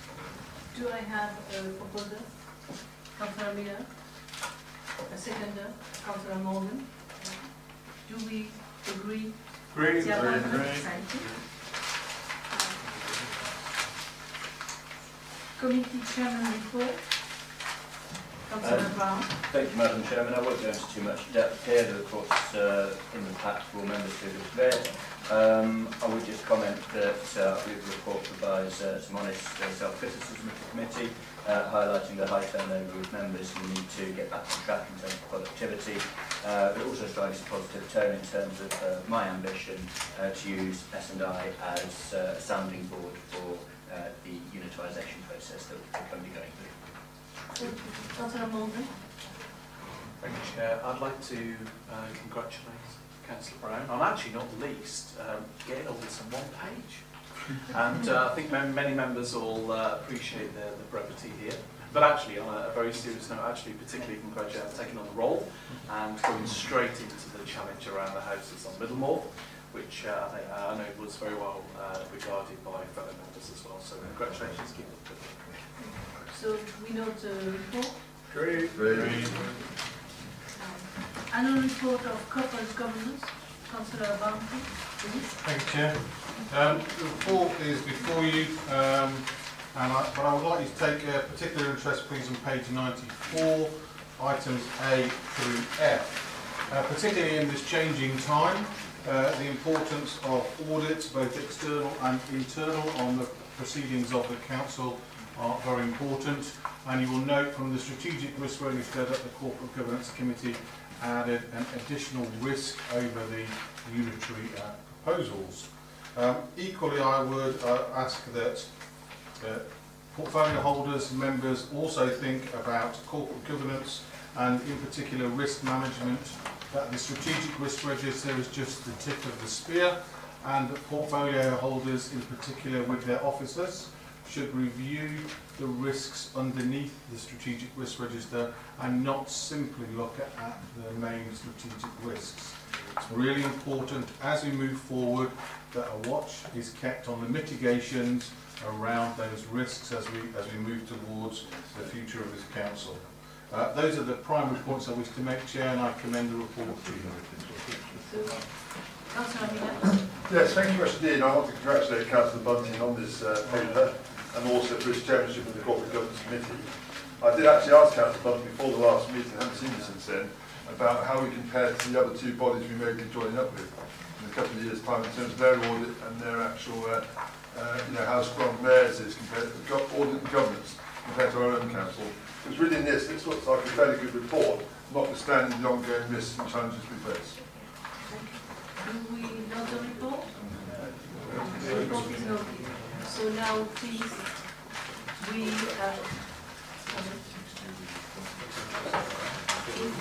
Point of order, Chair. sorry, yes. Can I ask the officers how we're going to deal with the democratic deficit we're about to go into? Quite rightly, my colleague councillor wishes to debate the item that was referred to earlier and is being delayed to the end of the meeting. But unless you were present at the strategy committee meeting, then no one has had sight of the pink papers, so therefore the debate is mute. Because many of us haven't got the pink papers, confidential papers, to be able to read and take a judgment on because they're originally exempt. So could the officers explain how those members, like myself, that weren't present at strategy and haven't seen the pink papers and can't download them electronically, can't access them electronically, and I've asked this question before about access to pink papers electronically, because you don't get them unless you're on the committee. No, we don't get them. No, we don't get them. They're not here. So how can we address the democratic deficit that most of the councillors in this room face to be able to contribute to the debate that I'm sure my colleague wishes to raise? Chairman, first point to make is it would have been nice to know in advance, then we could potentially have supplied information just as a way to help in the meeting as much as anything else, not as a time. Chair, can I just raise a point? I cannot be criticised for something I didn't know. And I feel that is a criticism of the councillors for not raising something which we didn't know about. My colleague has raised the point at the appropriate point in the meeting. How were we to know that? We can't be criticised for not knowing something. Chairman, it's not meant to be an attack or criticism. The point being made is the report is clearly identified as containing exempt information, and the members who haven't got the papers will know they haven't got certain information. So that was the point of that. We were just having a conversation to try and recall whether the staff had actually supplied those papers to non-members of the strategy group. So I'm wondering if any non-members here can help us to say they haven't. So it seems they haven't. It's a fair point as to what knowledge is required to be able to make that decision. However, I haven't got an answer here and now as to whether that's something I cannot supply you with papers now, for example. Colleagues cannot supply. So we have them in amongst the council papers for those who attend strategy group. I appreciate that. That's how the recommendations are dealt with the strategy group. The purpose of strategy group is to have a full debate. Other members can come along, seeing the item is already announced, because the item has been announced, of course. The recommendations are then brought through to the council. So the intention under a committee-style system is to have those fulsome debates, particularly at committee level as well. Chairman, are there any serious implications in deferring this to December? So could I have Simon Bauer, please? Could you? It was exactly the question I was asking you to be Yes, Chairman. If the decision isn't taken until December, the project is placed at significant risk. So, Councillor Ritchie. Chair, can I, through you, ask Mr. Bowers what significant risk?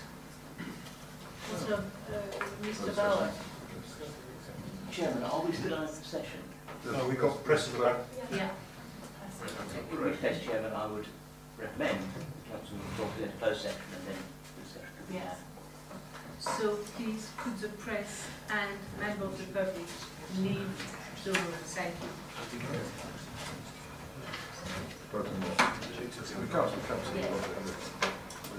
Before that, I would like to deal with item 30, which is to note the following appointment to appoint Councillor Ken Ritchie to the Scrutiny and Improvement Committee in place of Councillor Pritchard. Agree. Do you agree? Thank you. So Councillor Ritchie is the new councillor on the Scrutiny and